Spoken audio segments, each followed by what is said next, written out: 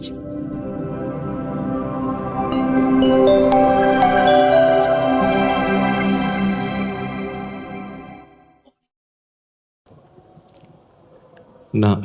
tassa bhagavato arahato sama sambuddhassa. Namo tassa bhagavato arahato sama sambuddhassa. Namo tassa bhagavato arahato sama sambuddhassa. Dhammo hawe rakanti dhamma jaringti. Dhamma akan melindungi mereka yang mempraktekannya.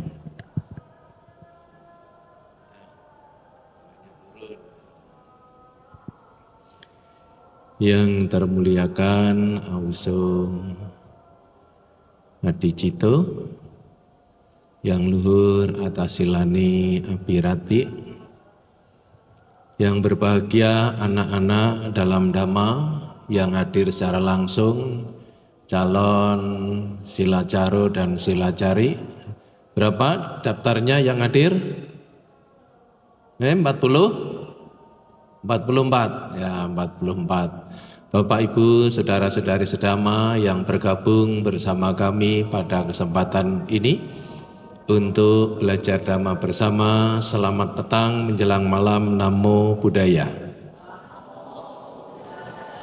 Sotihotu, salam sejahtera buat Anda beserta keluarga. Semoga Anda beserta keluarga senantiasa dalam berkah Sangti Ratana Sadhu. Bapak Ibu, saudara-saudari sedama, anak-anak dalam Dhamma, ya, kita akan bersama-sama belajar Dhamma pada kesempatan ini untuk mengisi kehidupan kita dengan kebajikan, ya, untuk mewarnai hidup kita dengan hal-hal yang baik. Karena kalau hidup ini kita bisa gunakan untuk berbuat baik, maka kehidupan kita itu akan bermanfaat. Tapi kalau enggak kita gunakan untuk berbuat baik, hidup ini enggak kita warnai dengan hal-hal yang bajik, maka hidup kita tidak akan bermanfaat. Ya, bagaikan permata dan ya sampah. Jauh berbeda itu perbandingannya. Ya, sampah itu tidak terlalu berharga, tapi kalau permata itu sangat berharga. Jadi hidup kita itu bisa begitu. Bisa menjadi berharga kalau kita gunakan hidup ini untuk melakukan hal-hal yang bajik. Tapi juga bisa jadi sebaliknya. Hidup kita ini, kita menjalani hidup ini tidak akan ya bermanfaat, tak akan bernilai ketika hidup yang kita jalani, kita gunakan untuk melakukan hal-hal yang tidak baik. Bisa dimengerti anak-anak? Bujur? Ya, jadi untuk dimengerti itu penting, ya. Jadi pada kesempatan ini saya mengajak kalian anak-anak yang hadir secara langsung, Bapak Ibu yang bergabung melalui kanal YouTube Wihara Dhammasoka, dengan batasan tema 3 ya, tahapan untuk belajar. Ya, jadi temanya bahasan kita 3 tahapan untuk belajar. Kalian suka belajar atau malas? Nah, suka belajar atau malas? Nah, kalau malas berarti justru kalau malas, malam ini kita semangati. Supaya apa? Hilang malasnya. Kalau suka belajar kalian, malam ini saya tambah supaya kalian semakin semangat untuk belajar. Maka temanya 3 tahapan untuk belajar. Ingat ya, 3 tahapan untuk belajar. Jadi 3 tahapan untuk belajar itu kalau enggak semangat supaya semangat, kolernya, malesnya hilang. Kalau sudah suka atau semangat supaya semakin semangat. Sebab kalau enggak kita gunakan hidup ya untuk berbuat baik dengan semangat, ya tadi tidak akan berharga hidup kita, tidak akan bermanfaat. Menjadi permata atau menjadi sampah dalam kehidupan kita tergantung pada diri kita sendiri. Ya, ini penting ya. Saya akan mulai tahapan yang pertama karena ini 3 tahapan. Ya, 3 tahapan ya, belajar, 3 tahapan untuk belajar ya. 3 tahapan untuk belajar. Yang pertama, belajar supaya kita mempunyai pengetahuan atau mempunyai pemahaman atau mempunyai pengertian. Ya, dari belajar itu tahapan pertama supaya kita mendapatkan mempunyai pengetahuan. Sebab kalau nggak mempunyai pengetahuan, hidup kita ini sulit loh. Sulit. Coba kalau misalnya kalian mau minum, contoh sederhana saja. Perlu minum tidak? Butuh minum tidak? Butuh. Kalau nggak tahu caranya minum, sulit. Mau minum saja sulit. Nggak tahu tempatnya di mana ada minuman, sulit. Ini contoh sederhana. Kalian duduk misalnya seperti saya juga menggunakan ya tempat duduk ini ya. Kalau nggak tahu tempat duduknya, di mana tempatnya, sulit juga kita nemukan. Nah, itu gambaran berarti pengetahuan itu penting.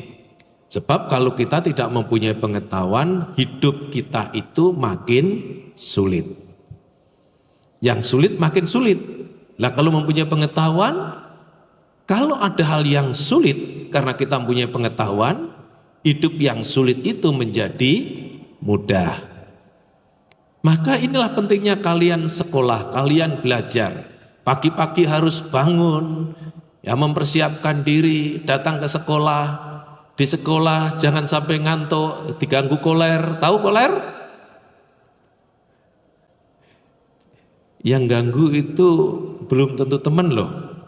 Si koler itu, si males itu loh. Ya, itu kan sudah ada dalam diri kita. Nah, supaya itu kita ketahui, supaya kita lawan. Nanti kalau Pak Guru, Bu Guru di sekolah jelaskan, nerangkan. Nah, kalau kalian nggak mendengarkan dengan baik, nah di situ juga sudah rasuk itu, si koler, si males, membujuk, merayu, merintangi kalian. Yang disampaikan, didengarkan tapi nggak rasuk, nggak diserap. Karena apa? Diblok si koler tadi. Dengerin pelajaran, lawas benar, lama banget. Tapi kalau main HP, wah, 1 jam itu sebentar sekali. Itu juga kalian mesti ketahui. Perintang melalui permainan itu.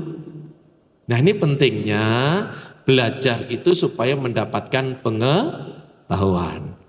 Kalau mendapatkan pengetahuan kalian, apabila ada hal-hal yang sulit dan rumit dalam hidup ini, pengetahuan itu akan bisa untuk digunakan. Yang sulit dan rumit itu akan bisa diselesaikan. Maka kalian harus semangat, rajin untuk belajar. Karena belajar itu akan mendapatkan pengetahuan. Nah, ini kalau dalam Dhamma istilahnya pariyati Dhamma. Pariyati itu apa? Belajar untuk mengetahui apa ajaran Sang Buddha. Nah, itu pariyati Dhamma. Bersumber kitab suci, namanya kitab suci apa? Tipitaka. 1. Sutta Pitaka. 2. Kebalik, 1 Winaya Pitaka, 2 Sutta Pitaka, 3 Abhidhamma Pitaka. Dikenal disebut dengan istilah Tipitaka. Jadi kalau di sekolah kan ada mata pelajarannya, sama juga di wihara ada referensinya atau kitab sucinya. Begitu kita belajar berdasarkan itu, kita akan mendapatkan namanya pengetahuan. Pengetahuan tentang agama, pengetahuan tentang dhamma, pengetahuan tentang ajaran Sang Buddha. Nah, kalau kalian di sekolah yang mendapatkan pengetahuan sesuai dengan mata pelajarannya. Bahasa Inggris, bahasa Mandarin, sejarah, matematika, apalagi IPA, lainnya kesenian, olahraga, ada? Nah, itu akan dapatkan pengetahuan kalau mau belajar. Ya, jadi mengetahui ini akan kita dapatkan tahapan 1. Itu secara formal, anak-anak. Ibu, bapak, saudara-saudari sedama yang bergabung di tempat masing-masing. Selain formal, ada yang bisa kita pelajari ketika kalian itu berinteraksi. Nah, ini penting juga pengetahuan itu. Mengetahui siapa? Mengetahui masing-masing karakter teman.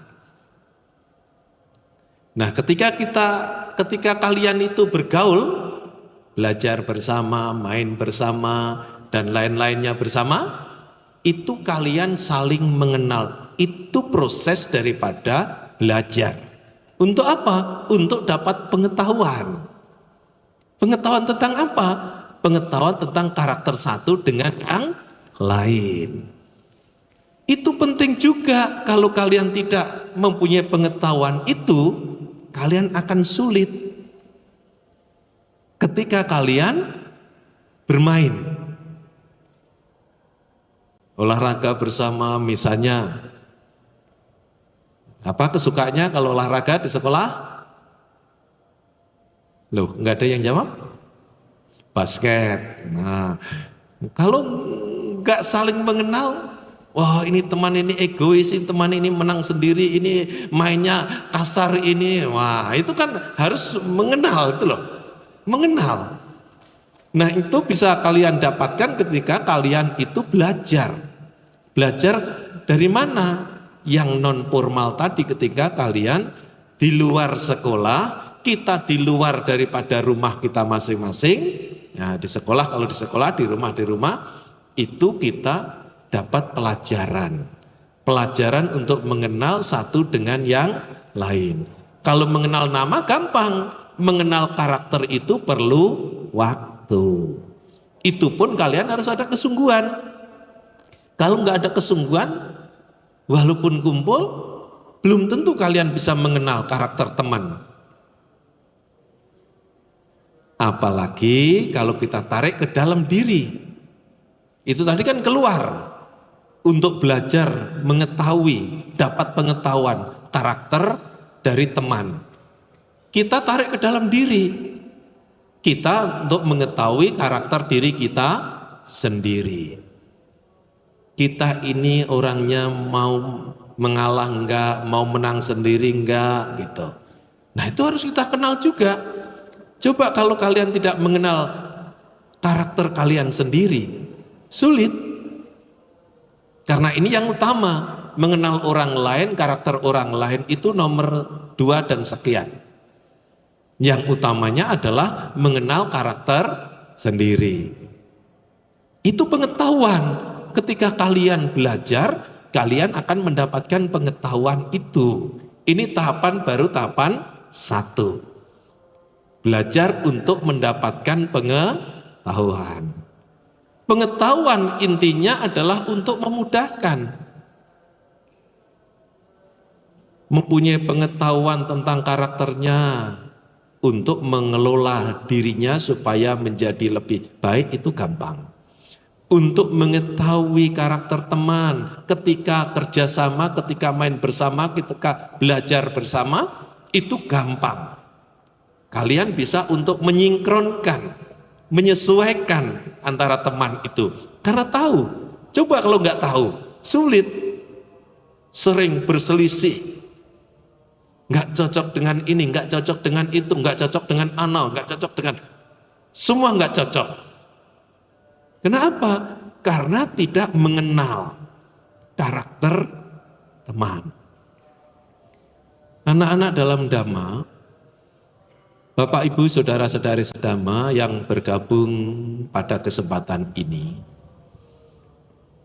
Dan itu kan bukan hanya contoh di sekolah saja, ketika di rumah juga begitu. Nanti ketika kalian sudah tumbuh dewasa, mandiri untuk bekerja atau menciptakan pekerjaan, sama juga diperlukan namanya pengetahuan, mengetahui karakter-karakter orang-orang yang membantu atau kerja dengan kalian. Tanpa mempunyai pengetahuan itu, ceritanya kalian membuat kondisi hidup sulit. Belum lagi ditambah kalau kondisinya memang sulit sudah. Kondisinya sudah sulit, orang membuat kondisi yang sulit lagi. Double kesulitan. Itu berat. Nah, cara mengatasinya ya pengetahuan. Maka tahapan pertama, belajar untuk mendapatkan pengetahuan ini akan memudahkan kita ketika kita menjalani kehidupan. Khususnya kalian kalau belajar, kalian kalau misalnya di rumah, bagaimana harus menghadap papa mama, ya kakek nenek, adik, saudara. Lah itu kalian perlu untuk mengetahui. Kalau enggak, hantam sajalah. Dengan orang tua enggak cocok, dengan saudara enggak cocok. Karena tidak mengetahui. Ini bisa dimengerti nih cerita ini? Bujur bisa dimengerti? Apa ini ceritanya ini? Tahapan 1 ini apa nih? Untuk mendapatkan pengetahuan ya. Nah, belajar untuk mendapatkan pengetahuan. Tahapan 1 loh ya. Jangan sampai nanti setelah latihan ya di silacari di sekolah ditanya papa mamanya. Pelajaran pertama apa? Atau pengantar. Ini kan belum ya, kan besok ini kan pengantar ya. Jadi apa pelajarannya? Lupa Pak. Nomor HP teman, ingat Pak. Wah ini. Ya, jadi yang bagus bagaimana? Pelajarannya ini ingat, nomornya teman juga ingat. Itu bagus. Tapi kalau pelajaran yang berharga untuk mendapatkan pengetahuan gampang dilupakan, tetapi main-mainnya itu ingat. Nah, ini belum serius, belum ya, sungguh-sungguh. Ya, anak-anak dalam Dhamma, khususnya Bapak Ibu Saudara-saudari sedama, 3 tahapan untuk belajar. Tahapan pertama adalah belajar supaya mendapatkan pengetahuan. 1. Pariyati Dhamma. Formalnya, ya, non formalnya ya waktu main, waktu di rumah, nanti sewaktu ya bekerja, ketemu dengan yang lain-lainnya, itu kalian perlu mempunyai pengetahuan untuk mengenal karakter. Apalagi kalau sudah rumah tangga, nanti sudah dewasa. Kecuali kalau kalian mau pada jadi biku. Ada yang mau jadi biku, angkat tangan? Oh, ada lah. Ada yang mau lah jadi biku. Saya kira ada yang mau ini ya. Yang wanita ada yang mau jadi atasilani? Ada juga Bante. Ya itu memang belum jawaban sekarang gitu. Ada semua itu ada waktunya. Ada yang tidak minat, tahu-tahu pada saatnya minat ada. Yang awalnya semangatnya untuk jadi biku dan atasilani, seiring perjalanan hidupnya ya langsung redup juga banyak ya. Jadi itu memang nggak bisa dipaksa. Itu semua ada waktunya, ada saatnya. Sekarang dilanjutkan ya tahapan ya kedua. Anak-anak dalam Dhamma, hidup ini tidak cukup hanya mengandalkan pengetahuan. Walaupun pengetahuan itu memang penting. Tadi yang sudah saya sampaikan, kalau nggak punya pengetahuan itu Kalau ada hal-hal yang sulit dan rumit, kalian akan semakin kesulitan. Tapi ketika ada pengetahuan, itu yang akan bisa membantu kalian. Maka kalian perlu untuk belajar supaya mempunyai pengetahuan. Sekarang tahapan kedua. Pengetahuan itu penting, tapi tidak cukup hanya mencari pengetahuan. Tidak cukup, tahu saja tidak cukup. Walaupun itu penting. Lantas Bante, yang kedua ini apa? Setelah mengetahui, kalian mesti harus belajar berlatih. Ya, kalau dalam Dhamma itu istilahnya pati-pati Dhamma. Pati-pati Dhamma itu apa? Setelah mengetahui apa yang diajarkan Sang Buddha, yang terberkahi, yaitu tentang hal yang baik dan benar, kita mesti berlatih, untuk belajar berlatih. Nah ini belajar juga yang kedua, tahapannya ini lebih serius. Kalau yang pertama kan belajar untuk mengetahui, yang kedua setelah mengetahui belajar lagi. Tahapan kedua ini belajar untuk apa? Untuk praktek. Maka dari menjadi silacaru dan silacari besok itu dalam rangka apa?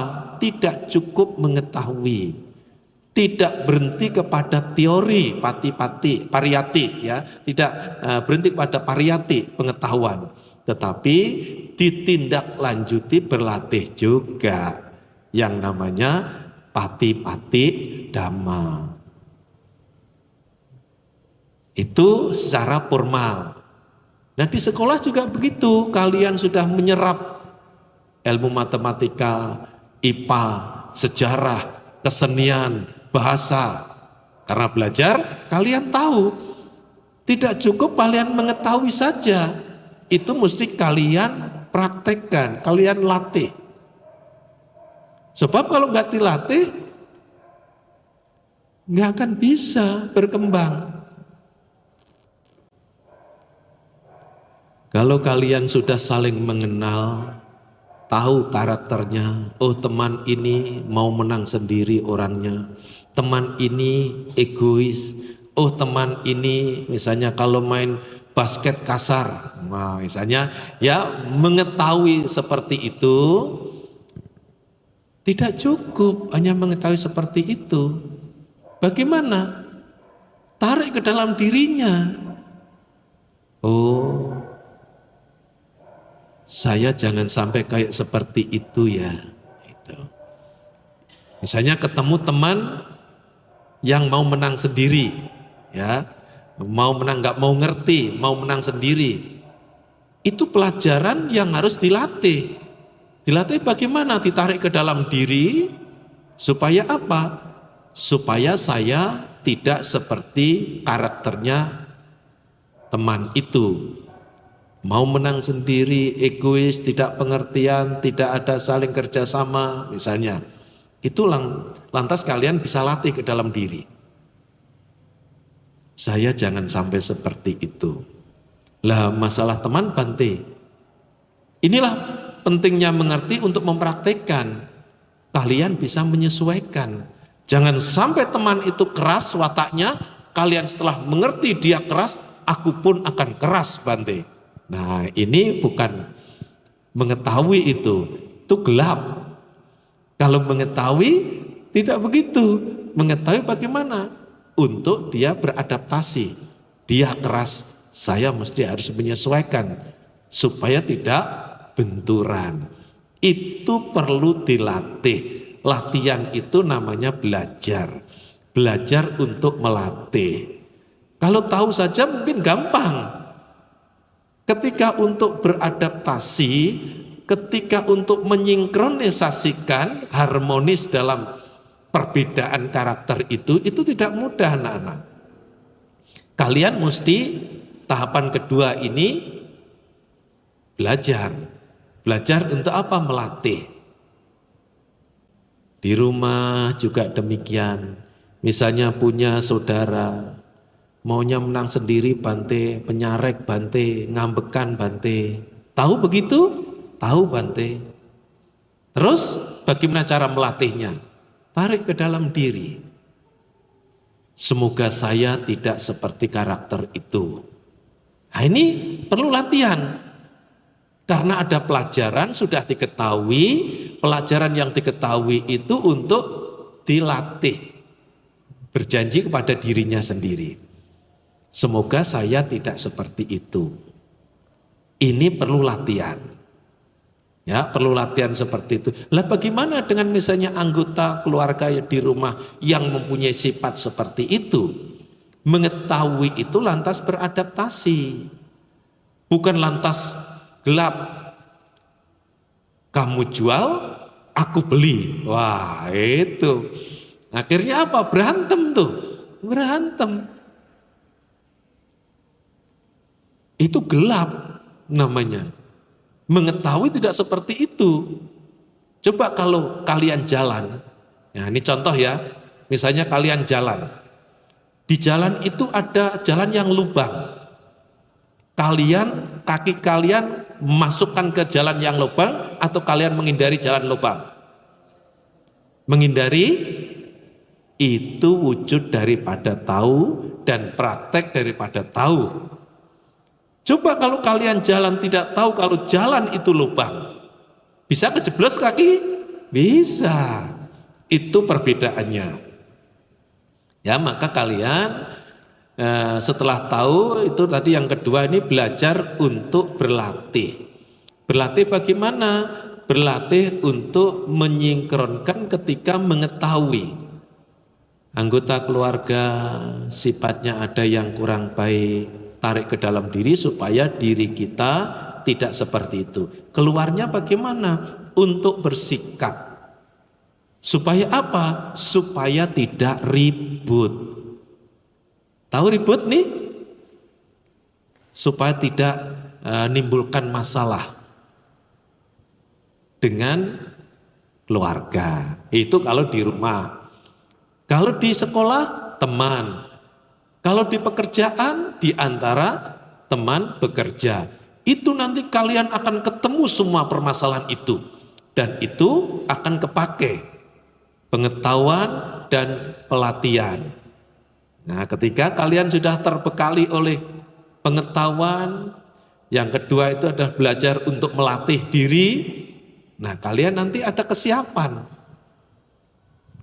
Nah, sekarang yang ketiga. Ya, jadi kalau mendengarkan urian ini lebih ringan loh. Tahapan kedua ini nanti kan meditasi. Kalau meditasi kan nggak boleh begitu. Ya kan boleh goyang-goyang, nggak boleh asik sendiri. Harus ke dalam diri ya. Nah kalau mendengarkan gini masih bisa ya kelincahan kalian itu sudah aslinya kelihatan gitu, lincah gitu ya, lincah. Nah nanti kalau meditasi kan melihat kelincahan batin, gitu loh.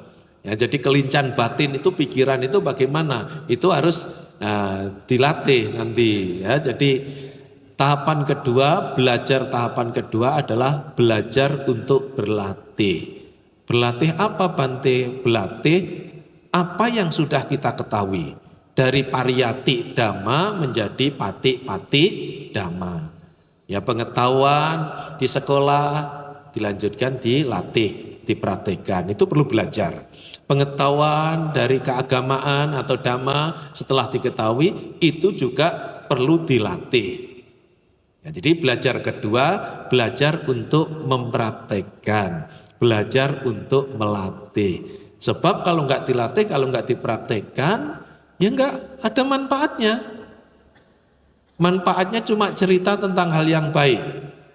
Tapi kita tidak mungkin bisa menjadi orang baik kalau kita tidak mau melatih. Jadi tahapan kedua ini belajar untuk berlatih. Sekarang yang ketiga, terakhir ya, yang ketiga. Tahapan yang ketiga yaitu belajar untuk mendapatkan manfaat. Ya, pertama kan pengetahuan, kedua latihan, ketiga manfaat. Ya, jadi manfaat ini perlu kita belajar. Kalau sehari apa ya manfaat yang saya dapatkan? Belum dapat. Nah, harus diketahui kenapa kok belum dapat.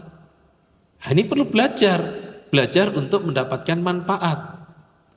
Baca parita hari pertama, hafal belum? Belum. Manfaat dalam menghafal belum dapat. Ya mesti latihan lagi. Karena dari latihan itu akan menyusul tahapan ketiga. Belajar untuk mendapatkan manfaat. Oh, sudah mulai hafal, tapi sedikit melirik buku. Agak misalnya nyontek sedikit. Nah, tapi sudah mulai lah kalau sudah diulang lagi, dilatih lagi tanpa buku.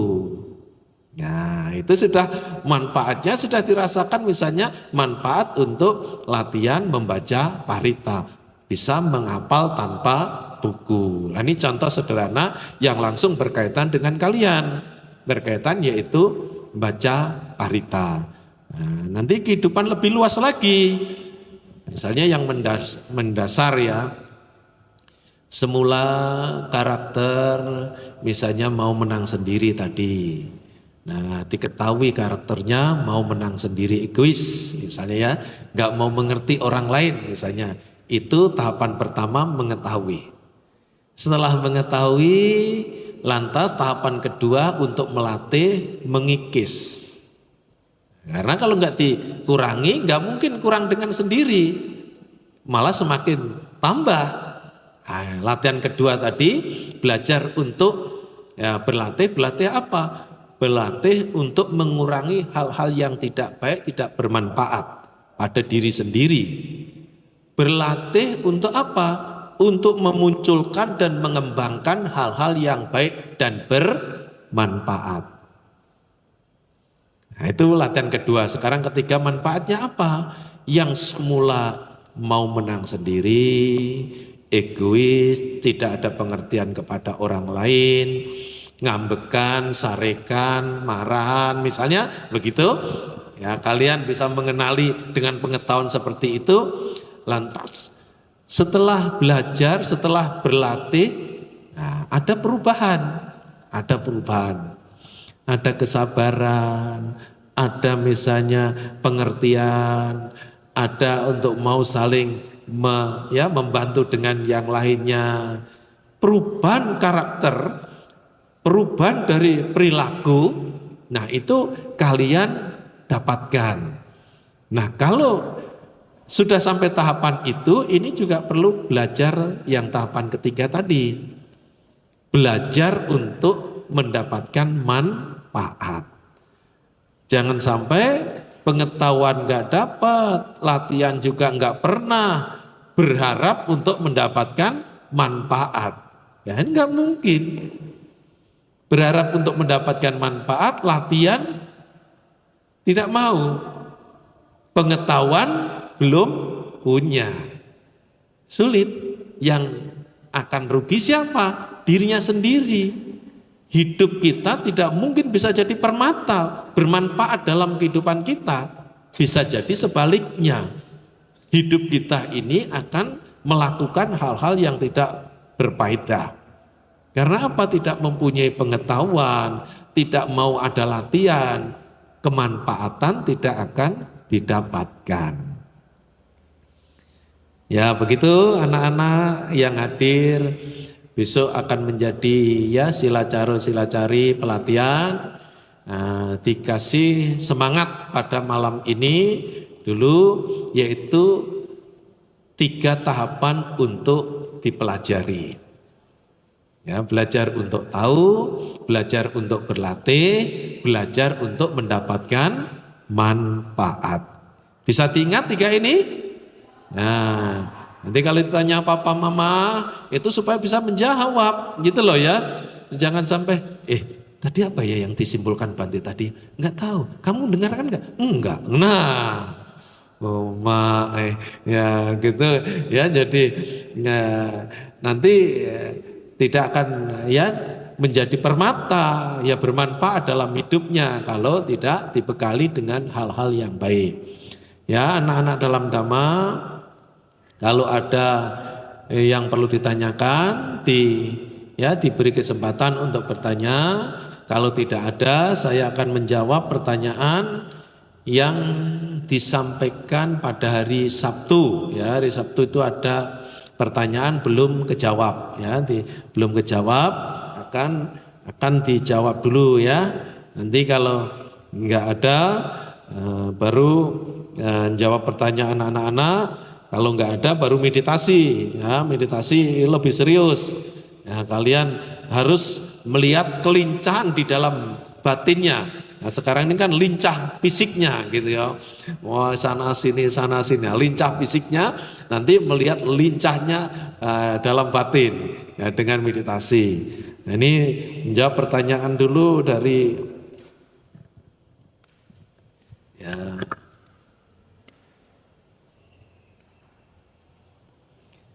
Ini pertanyaan yang diajukan pada hari Sabtu, ya hari Sabtu karena nggak sempat menjawab, waktunya singkat ya dari Ibu Sani Saleh. Bante, bagaimana melatih kesabaran terhadap anak yang suka berkata kasar kepada orang tuanya? Oh, anak-anak ada yang begitu kasusnya ini? Nah, benar?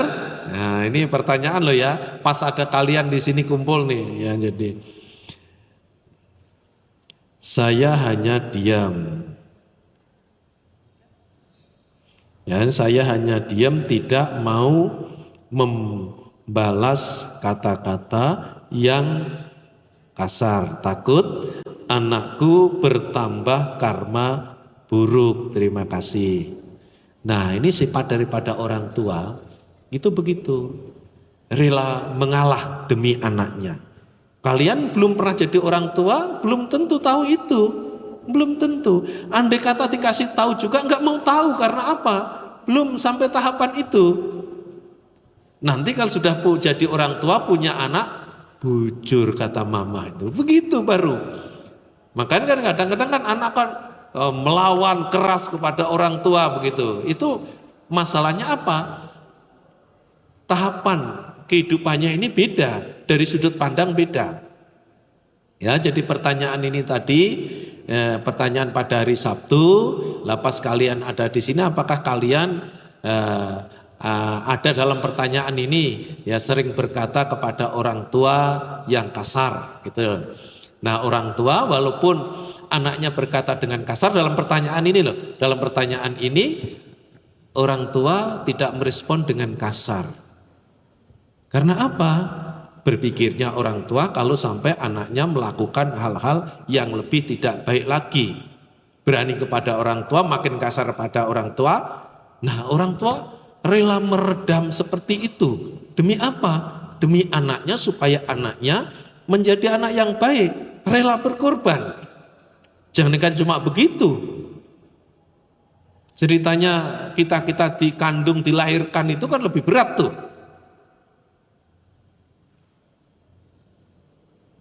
Kita ini lahir melalui kandungan loh, bujur enggak? Kalau dewa ya lain, spontanitas kan gitu.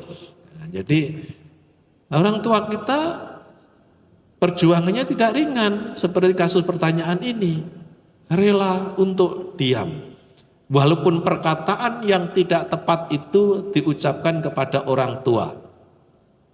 Orang tua rela untuk meredam, mengalahkan dirinya. Tidak merespon dengan kasar juga. Nah ini kalian perlu tahu, walaupun belum tentu kalian mau tahu, karena kalian belum sampai tahapan itu. Nanti 20 tahun, 25 tahun kemudian, kalian sudah menjadi ibu daripada anak-anak, bapak daripada anak-anak. Bujur juga itu dulu yang dibahas dengan Bante, itu pertanyaan itu.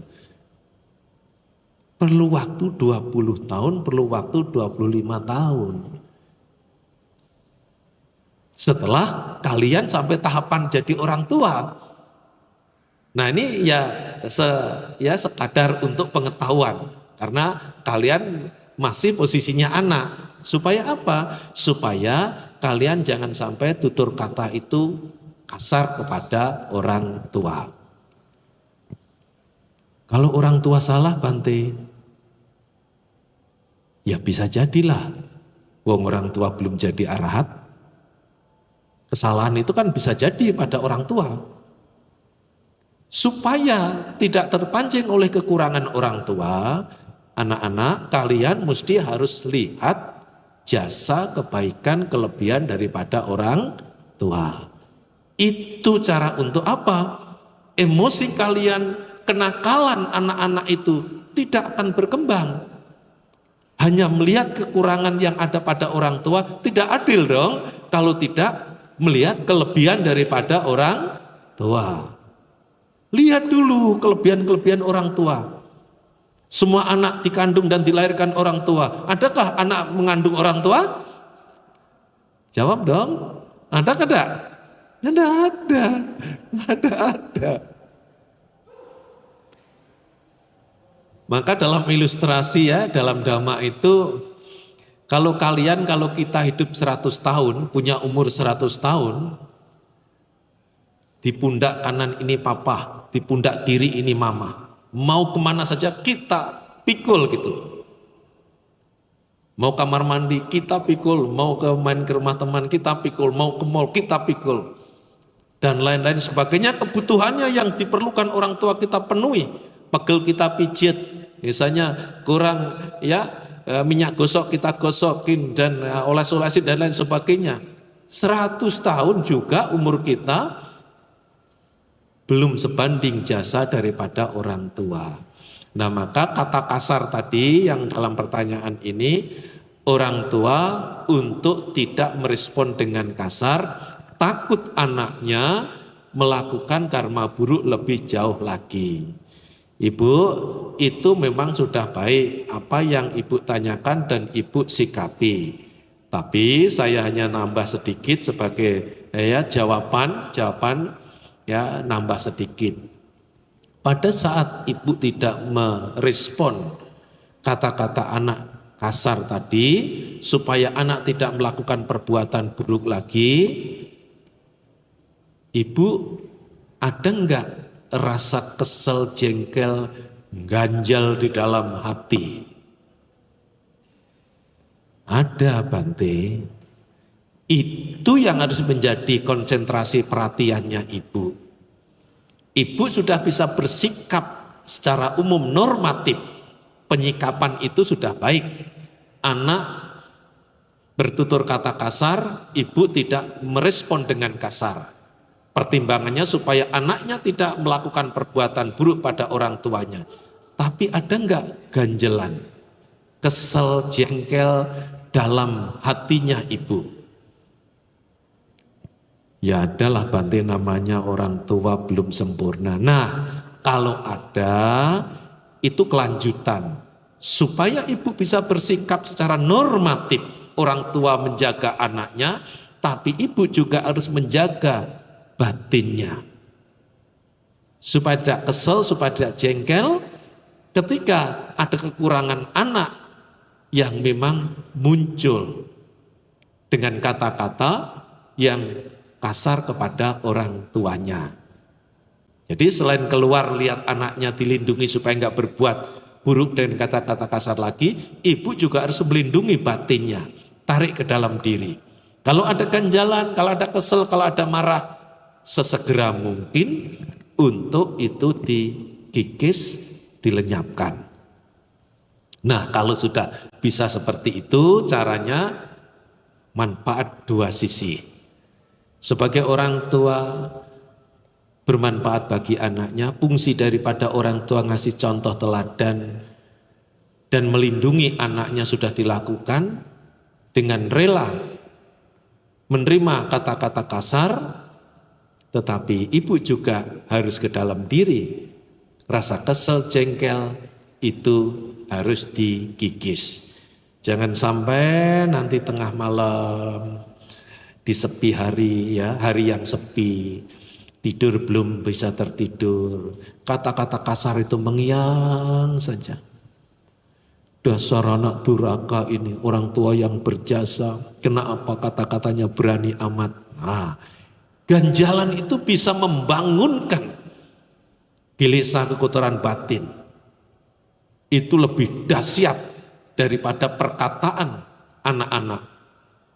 Karena perkataan anak-anak atau anak pada orang tua yang tidak pas itu tadi, itu hanya beberapa detik mungkin dikatakan kata kasar itu. Tapi karena kesimpan wujud jengkel kesel itu tidak dapat perhatian. Nah, itu bisa muncul kapan saja. Bisa muncul kapan saja. Di dapur ketika masak, ingat kata-kata kasar itu. Bukan hanya pada sepi hari, di malam hari, waktu mau tidur belum bisa tertidur. Itu ingat. Ke pasar, lihat anak tetangga sopan kepada orang tuanya, muncul lagi itu anak tetangga sopan banget dengan orang tuanya. Kenapa anak ulun ini kok kasar banget dengan saya? Wah, keluar lagi itu.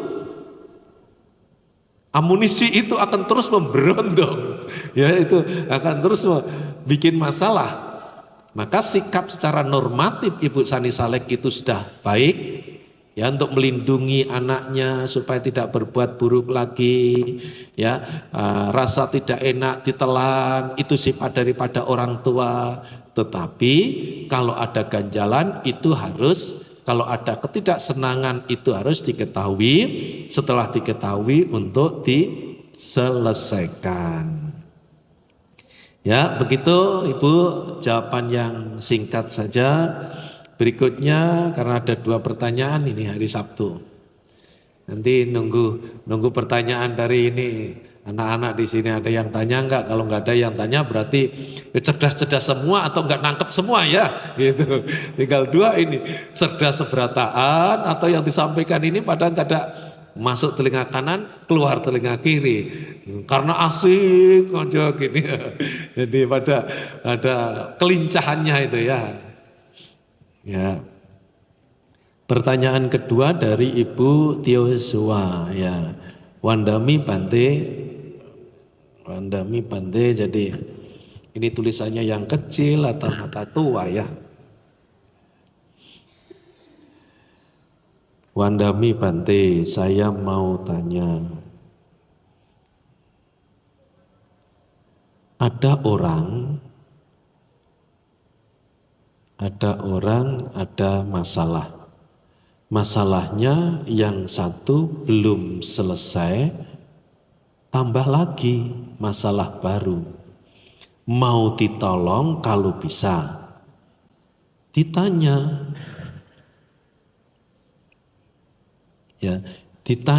kenapa? Malah marah. Gimana cara kita membantunya? Ini siapa tahu kalian juga punya masalah begitu ya. Satu masalah belum selesai, malah masalah yang lain tambah lagi, muncul lagi. Nah, siapa tahu kalian juga punya masalah seperti itu. Karena kasihan, kenapa masalahnya nggak habis-habis itu orang, misalnya gitu. Maksud hati ingin menolong, ingin membantu, lantas ditanya, kenapa sih kok masalah terus menerus, malah marah yang ditanya itu. Nah, ini bagaimana cara untuk menolongnya ketika keadaan seperti itu. Nah, kalian juga bisa ngalami seperti itu dengan teman-teman. Temannya terus ada masalah satu belum selesai, satu lagi sudah muncul lagi gitu. Kasihan, masalahnya enggak selesai-selesai. Maksud hati ingin menolong ditanyakan, kenapa masalahnya kok begitu? Wah, jangan urusan dengan saya, jangan, enggak urusanmu itu, jangan. Wah, bisa marah. Nah, dia kan inginnya mau membantu. Ibu Tiosua yang bertanya, ya, kenapa ada orang satu masalah diselesaikan belum selesai, masalah lain yang masih muncul lagi? Itu bisa dipahami, satu, dalam kehidupan ini masalah dan hidup itu memang tidak bisa dipisahkan. Dengan kata lain, hidup dan masalah itu satu paket, tidak ada orang yang tidak ada masalah. Ya Bante, tapi kenapa ini kok masalahnya kok tumbuh berkembang. Oleh karena Ibu ya, ini mesti dipahami satu, hidup dan masalah itu memang ya tidak bisa dipisahkan. Maka kemarin waktu saya nyampaikan itu, begitu kita lahir itu sudah menjadi objek dari masalah. Hidup dan masalah itu adalah satu paket. Enggak ada orang yang tidak ada masalahnya dalam kehidupan ini. Itu karena konsekuensi resiko daripada lahir. Satu masalah yang harus dipahami seperti itu. Yang kedua, orang menjalani kehidupan tidak dikelola dengan baik. Berpikirnya tidak benar, cara berpikirnya kelanjutan. Kalau berpikirnya enggak benar, cara berpikirnya tidak akan benar. Kalau sudah pikiran dan cara berpikirnya enggak benar, ucapannya dan perilakunya juga akan menjadi tidak benar. Ketika orang tidak dikelola hidupnya dengan baik, siapapun orangnya, apapun kepercayaannya, seberapapun umurnya, ya kalau ini umumnya kan belasan tahun toh anak-anak ini kan, nah, tidak hanya belasan tahun, puluhan tahun sampai sudah aki-aki nenek-nenek juga kalau nggak dikelola sama juga itu tua umurnya gitu loh. Belum tua keadaan mentalnya gitu. Nah, ketika orang tidak mengelola cara hidupnya, maka siapapun orangnya, berapapun umurnya, orang tersebut akan menjadi sumber dari masalah. Nah, ini pemahaman kedua, Bu. Pemahaman pertama, orang itu adalah kita itu, hidup itu, lahir itu menjadi objek dari masalah. Masalah dan hidup itu satu paket. Siapapun, resiko hidup begitu.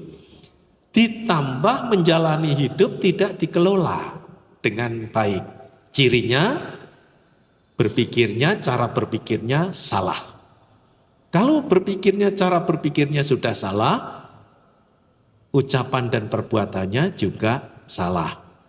Nah, kalau sudah menjadi begitu, siapapun orangnya, orang tersebut menjadi sumber dari masalah. Nah, itu kisahnya. Nah, kalau sudah dua hal ini ketemu, sudah jadi objek masalah dan sumber masalah, bisa jadi masalah satu belum selesai mau diselesaikan, kok muncul masalah lainnya, muncul yang lainnya. Akhirnya apa? Dikepung masalah. Jadi kalau ada orang yang mengalami dalam hidupnya seperti itu, cara permainannya masalah itu satu, resiko daripada hidup. Kedua, cara hidupnya tidak dikelola dengan baik. Lah kalau ada orang mengatasi masalah, lantas masalahnya selesai, nah itu dia bisa mengelola hidupnya dengan baik. Berpikirnya baik, pikirannya baik, cara berpikirnya baik. Kalau berpikirnya dan pikirannya baik, cara berpikirnya baik, maka ucapan dan perbuatannya baik. Itu wujud daripada mengelola. Kalau ada masalah resiko daripada kehidupannya, dia bisa mengatasi. Walaupun nanti akan muncul lagi, tapi bisa diselesaikan. Seperti kemarin ceritanya, dengan semangatkah, atau dengan kesabarankah, atau dengan cara menerima. Kan itu yang bahasanya waktu hari Sabtu.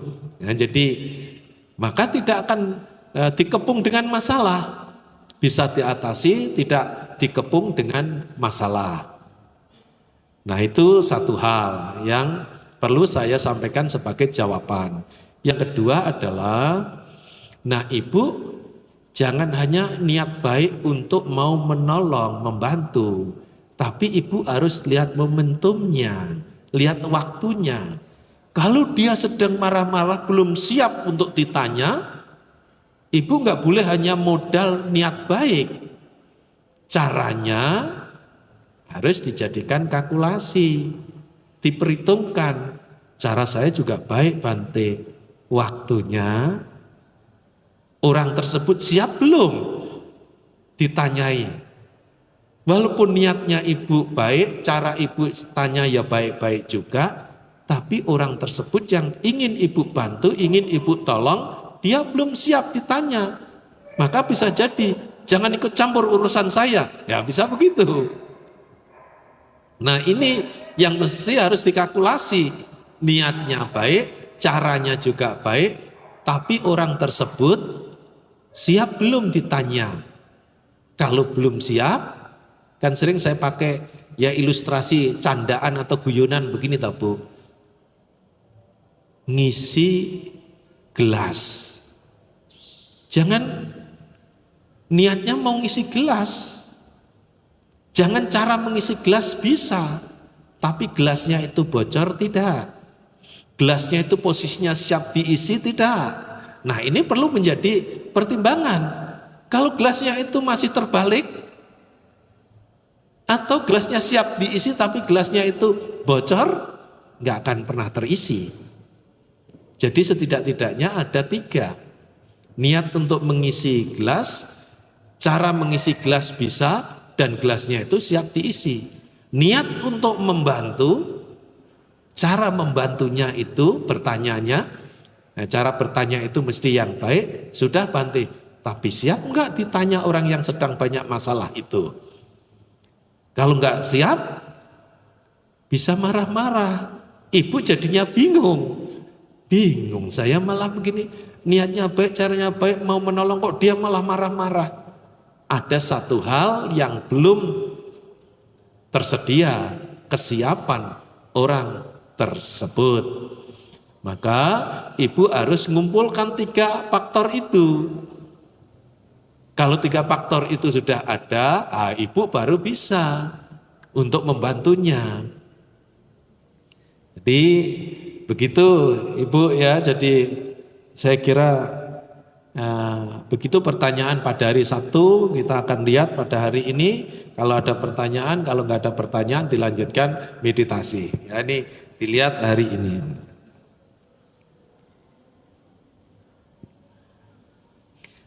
Ya dari Ibu Wati, selamat malam Bante Atasilani. Oh kalian sapaan ya, sapaan. Dari Ibu Yenjan, ya namo buddhaya Bante. Saya izin bertanya, bagaimana solusinya bila ada anak yang tidak mau merawat orang tua? Anumodana Bante. Nah, banyak Bu. Ada anak yang tidak mau merawat orang tua, ini bagaimana solusinya? Ini banyak sebenarnya. Habis anak nggak merasa sih dilahirkan orang tua. Nah ini, atau dengan kata lain nggak mengetahui, nggak menyadari bahwa orang tuanya itu adalah orang yang paling berjasa. Tidak mengetahui. Nah ini tadi yang pertama kita bahas. Untuk mendapatkan pengetahuan itu penting. Ketika kita tidak mempunyai pengetahuan bahwa orang tua kita itu adalah orang yang berjasa bagi kita anak-anaknya, efek negatifnya salah satunya apa? Nggak mau merawat orang tua. Tuh. Gara-gara apa itu? Bukan gara-gara tanggal lahir nak. Enggak. Gara-gara ketidaktahuan kita. Nah ini pentingnya. Pentingnya kita belajar Dhamma itu supaya kita dapatkan pengetahuan. Jadi kalau pertanyaan ini dari luar loh ya, bukan dari kalian loh ya, dari luar ini. Jadi pas ada kalian kan lantas tadi kan terhubung dengan tahapan pertama belajar untuk tahu itu, dapat pengetahuan. Jadi kenapa Bante? Bagaimana solusinya Bante supaya anak itu mau merawat orang tua? Ini yang ditanyakan pertanyaannya, supaya anak mau merawat orang tua. Salah satunya penyebabnya anak itu tidak mengetahui, tidak mengerti, tidak menyadari bahwa orang tuanya adalah orang yang berjasa bagi dirinya. Kalau dikasih tahu malah jawabannya gimana?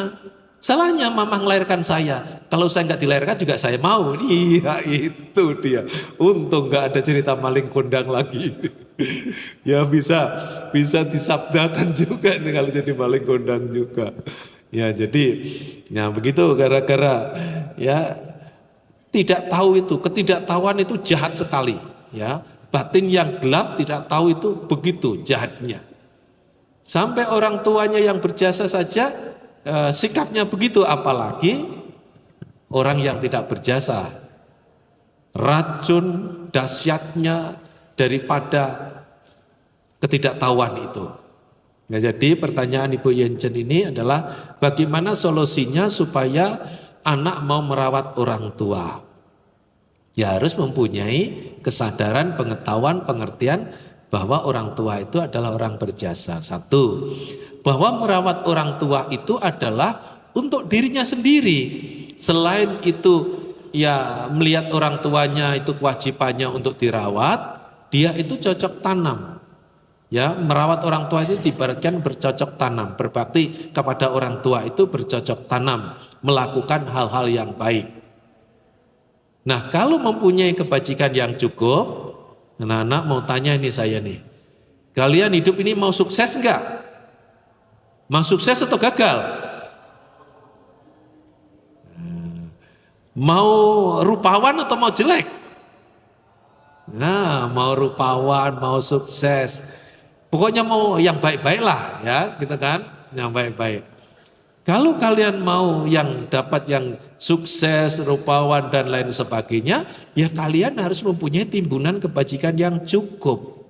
Cara menimbun kebajikan bagaimana caranya berbuat baik? Salah satunya adalah berbakti kepada orang tua. Pengetahuan itu, kesadaran itu, pengertian itu hendaknya dimiliki. Kalau nggak dimiliki, nggak mau merawat orang tuanya. Dianggap itu beban, padahal orang tuanya itu ladang yang sangat subur untuk bercocok tanam, supaya kelak kemudian hari punya panen yang banyak, kecukupan apa yang dibutuhkan, sukses dan lain sebagainya. Banyak orang begitu sikapnya karena nggak tahu. Jadi solusinya Bu Yenchen, supaya anak mempunyai pengetahuan bahwa orang tua itu berjasa. Kita ada itu karena juga faktor orang tua. Nah, merawat orang tua itu adalah cocok tanam untuk masa depannya sendiri juga, untuk mencapai kesuksesan dan lain sebagainya. Supaya nggak mau jadi jambu monyet ya. Kalau nggak berbuat baik pada orang berjasa itu ada istilah begitu loh ya. Kebalik ini loh, kepalanya kebalik gitu. Jambu monyet pernah ada tanaman jambu ya, jambu itu ya. Gitu. Jadi karena nggak tahu, sudah nggak merawat, harapannya apa? Wah, aset-asetnya orang tua itu dihitung. Oh, orang tua papa mama ini ada aset sini, nanti saya supaya dapat ini supaya. Nah, ini repotnya nih. Dahsyatnya dari kegelapan batin itu begitu. Yang seharusnya dilakukan hal yang baik bermanfaat nggak dilakukan, yang seharusnya tidak diurusi malah dia jadi fokus atau urusannya. Itu pengaruh negatif daripada ketidaktahuan atau tidak mempunyai pengetahuan. Ya Ibu Yenchen, maka orang tua di rumah jangan sampai kesibukannya mengabaikan memberi nasihat pengetahuan pada anak-anaknya. Kalau sampai anak tidak ada pengetahuan tentang orang tuanya, orang tua juga harus memberi teladan. Ya, kalau nggak dikasih teladan, cuma dikasih pengetahuan, anak juga sulit untuk mempraktekannya. Selain ngasih pengetahuan, juga ngasih contoh teladan supaya anak bisa nanti tahu akan kewajibannya. Jadi solusinya harus mempunyai pengetahuan sehingga muncul rasa bakti kepada orang tua, sehingga mau merawat orang tua sebagai kewajiban dan sarana untuk berbuat baik. Begitu Ibu Yenchen. Ya, saya kira pertanyaan sudah habis.